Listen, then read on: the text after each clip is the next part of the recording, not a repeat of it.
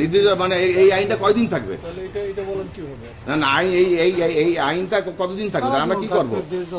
তাহলে আমরা কি করবো? তাহলে আমরা আমরা আমাদের বন্ধ করে দিই।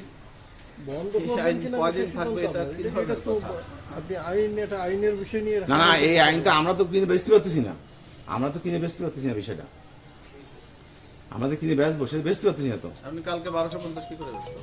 আমার 80 টাকা, আজকে 1330। এখন ওনা বলে যে মেমো দেবা, আমি তো মেমো নাও দিতে পারতাম স্যার। মেমো না দিলে এটা পানিশমেন্ট আছে। হ্যাঁ আমি দিয়ে দিচ্ছি। মেমো ভাউচার বাধ্যতামূলক।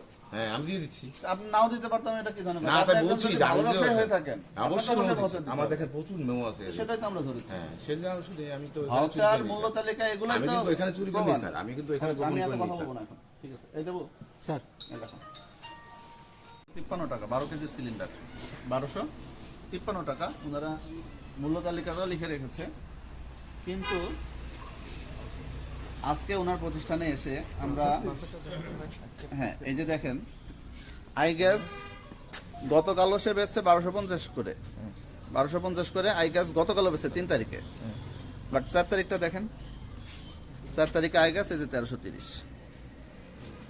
তাহলে গতকালও বেচছে 1250 একই গ্যাস, আজকে এক রাতের ব্যবধানে পার সিলিন্ডারে 80 টাকা বেশি। সরকার মূল্য ছিল কত ভাই নির্ধারিত? 1253 টাকা। কিন্তু আজকে বেশি 80 টাকা। 1253 টাকায় খুচরা পর্যায়ে ভোক্তাদের পাওয়ার কথা। এটা মানে ব্যবসায়ীদেরও না। আমি যখন একটা দোকান থেকে কিনতে যাব, ওই দোকানদার আমাকে গতকালকে জেনারেল স্যার আপনি ভোক্তা অফিসে গিয়েছিল 1450 টাকা মেমো পাইছে। মেমো পাওয়াতে তাকে কিছু বলেন 1450 টাকা সে মেমো দিয়ে ব্যস্ত। এখন আমি তো সেই হিসেবে তো আমি তো মানে আমি তো কোনো অনেকেই আমাদের অবস্থা তার 1450 টাকা বেচতে লাগবে স্যার। বিশ্বাস করেন স্যার, 1450 টাকা মানে আমাদের যে কম প্রাইসের দাম দিয়েছে এরপর তো বেচবো না। তাহলে আপনি এরপর তো আমরা বেচবো না স্যার।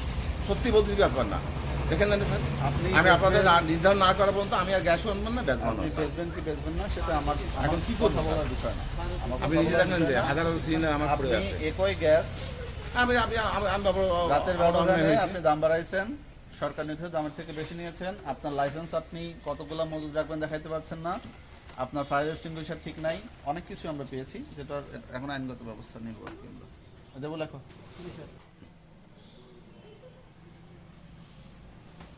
এসে ভরে দিয়ে যায়, ওরা এসে ভরে দিয়ে যায়।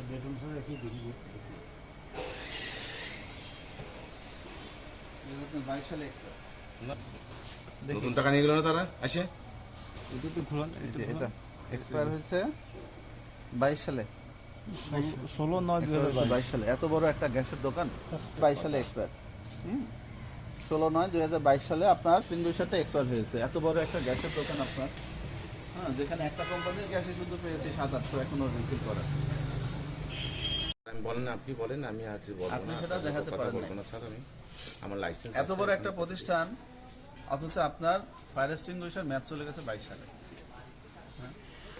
অথচ এটা কিন্তু আমি না দেখে আবাসিক, এটা আমার অজান্তে হয়ে গেছে। আবাসিক এলাকার মধ্যে এত বড় একটা প্রতিষ্ঠান পরিচালনা করছেন। আমি আজকে ওইটা ঠিক করবো স্যার, কথা দিচ্ছি। আমি এটাকে এখন ঠিক করবো, এখন ঠিক করবো। ওটা আমার মনের বাইরে চলে গেছে, এটা আমি ক্ষমা চাচ্ছি আপনার কাছে। ওটার জন্য আমি ক্ষমা চাচ্ছি। আমি কিন্তু খুব, আচ্ছা তাহলে খুব ট্রান্সপারেন্ট হিসেবে ব্যবসা করি। রাখতে পারবে এটাই না ওই লাইসেন্সে? এটা লাইসেন্সের লিমিট থাকে না, 10 কেজি রাখতে পারবেন, এটা লিমিট। এটা লাইসেন্সের একটা লিমিট থাকে, আপনি কত কেজি রাখতে পারবেন, হ্যাঁ সেটা নাই। সেই লিমিটটা কই?